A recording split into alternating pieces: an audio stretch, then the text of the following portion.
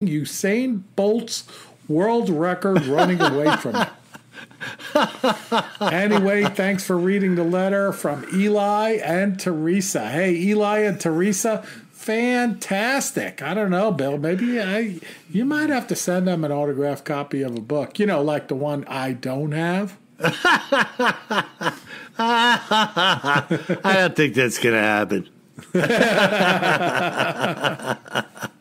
I mean, you know what, though? Teresa and Eli, I would say send me your address and I'd send you an autographed copy, but I don't have any. Oh, my goodness. All right, so you know what? In the middle of this mail segment, Kev, what do you say we have a little giveaway? All right. All right, we haven't done one in a while. We haven't. And so what's the criteria going to be for this autograph book? What do you say we should request? I think the most creative, funny, and reflective letter on one of our episodes. What you liked about it, what you thought was funny, and then make Bill and I laugh. Okay, and then we will read it. That particular email, we'll read it in our listener mail segment and announce that individual as the winner. Exactly. So okay. Needs good entertainment value, and it needs good evidence that, like, you're listening to us. Like, I mean, Teresa and Eli, when Bill talked about jacking those two little bastards, obviously they were listening, because I'm like, all right, I believe Bill said that. And even if I didn't, make me believe that I did. I know. I'm going to give you full credit for it, even if you didn't say it. All right, so that's it. You heard Kevin's instructions. It's an autograph book contest. Do what Kevin said. Send us the emails. We'll share them and read them, and it's got to make us laugh. Yeah. All right. If you give us a crappy one, don't be surprised if all of a sudden you get alerted by your Ring doorbell and you see a couple of kids out there saying, "We would just like to come in and use your telephone. Don't be worried." Yeah. I understand you have an autographed copy of W.J. Sheehan's book. We'd just like to see it. We just want to touch it. Okay, Kev. So that's it. Contest underway. Awesome. What else we got? But thank you, Teresa and Eli. That's fantastic. All right, this one comes in from Ashley in Salt Lake City, Utah. And Ashley, you had me with the subject, Skinwalker. So Ashley writes, "Hey guys, I live in Salt Lake City. I only started listening to your podcast a few months ago, and I very much enjoy listening to you too." That's TWO. I love the brotherly bond y'all have. See, y'all, that's for me, Bill. Y'all. All y'all would be all of you. Anyway, only recently I've been quite obsessed with Bigfoot, and to be quite honest, my husband is annoyed by my babbling. But anyways, I'm writing to tell you about a skinwalker experience that I had 12 to 13 years ago when I lived in a small town outside of Farmington, New Mexico, in Aztec. And she writes, "My cousin and I used to take late-night drives over to a place called Aztec Ruins." She says, Google it.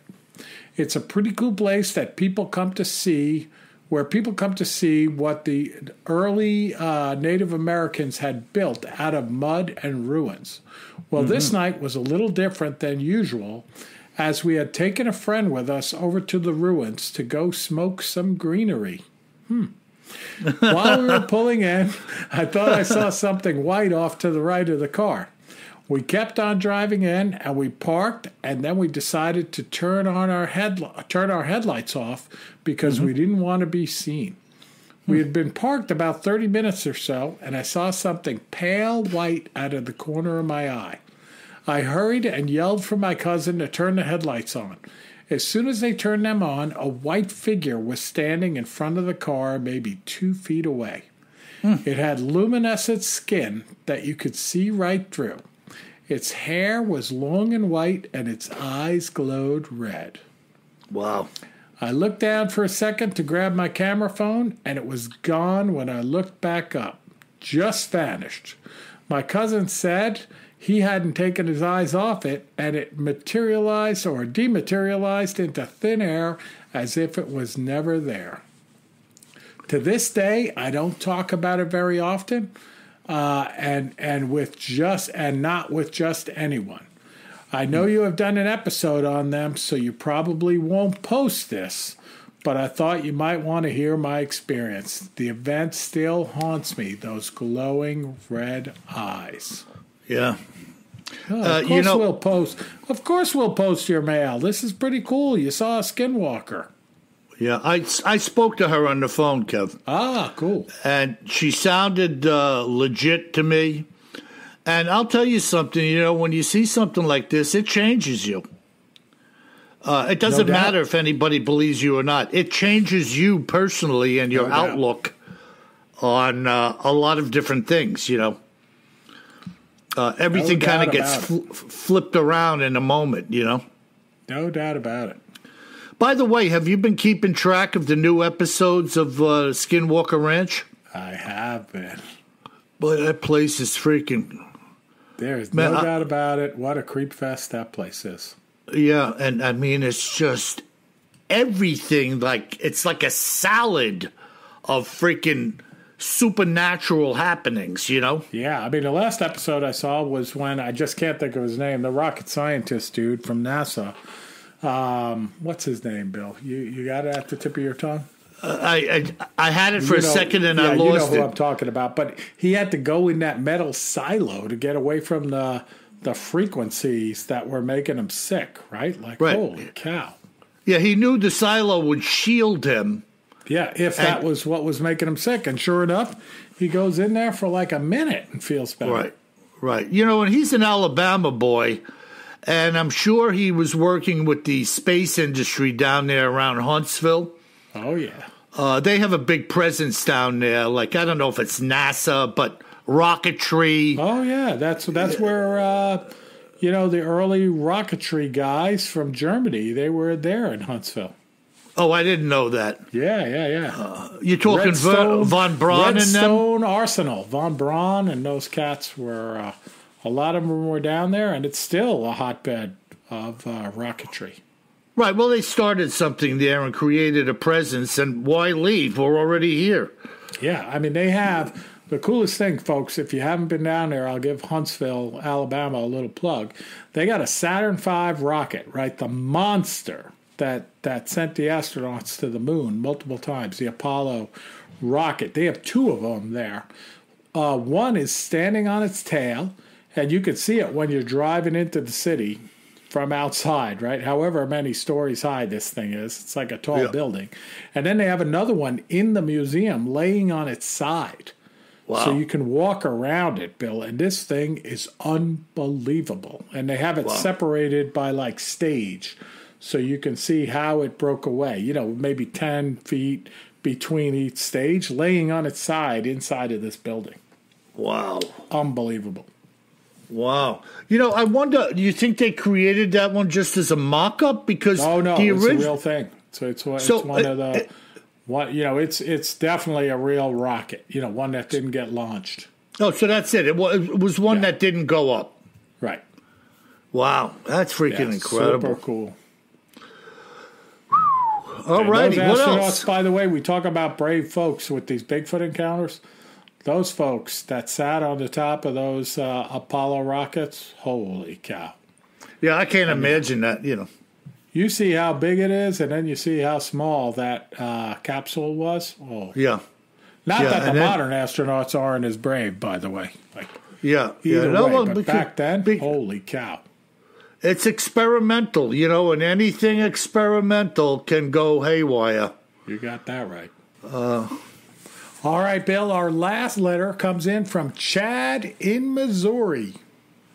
Chad writes, "Greetings and salutations from Lake of the Ozarks, Missouri. Home state of the Momo. That's right, folks, the Missouri Monster. Yeah. One of my favorites. And Chad writes, I just wanted to congratulate you both on 100+ episodes.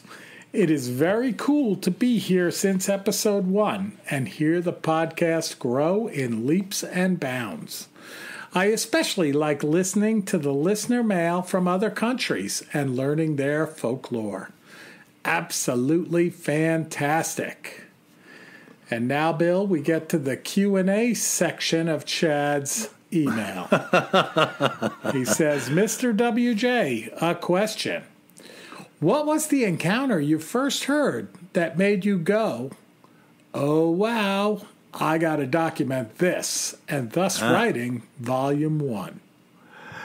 Yeah, well, that's pretty easy. That was the Chapter 1 of Volume 1, which I called the Michigan Upper Peninsula Encounter.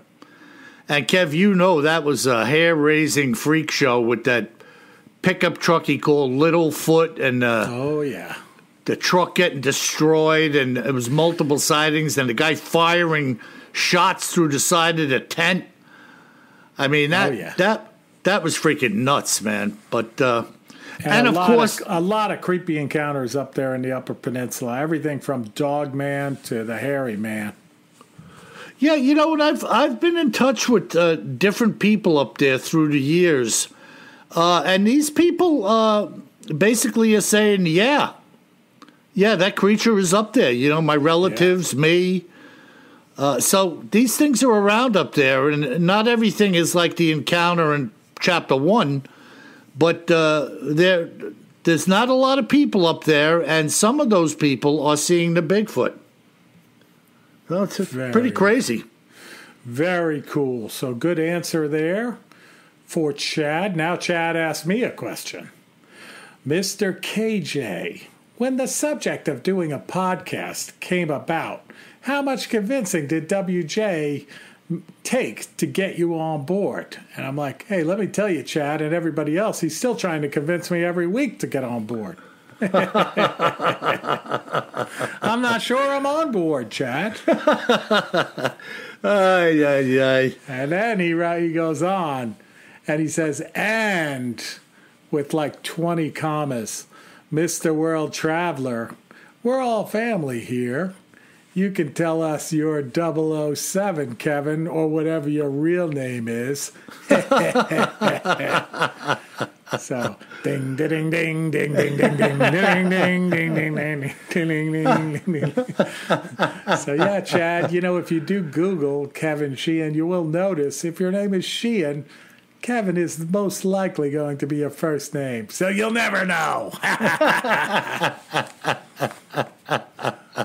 But I have traveled a lot of places, and I will continue to travel a lot of places. But awesome email. And Chad finishes up by saying, thank you, gentlemen, for your contribution to the Sasquatch community, and keep up the good work and those great podcasts coming. And he says, good day, gentlemen, and may God shine his everlasting light on you and yours. Well, thank you, Chad. That's always a nice way to end.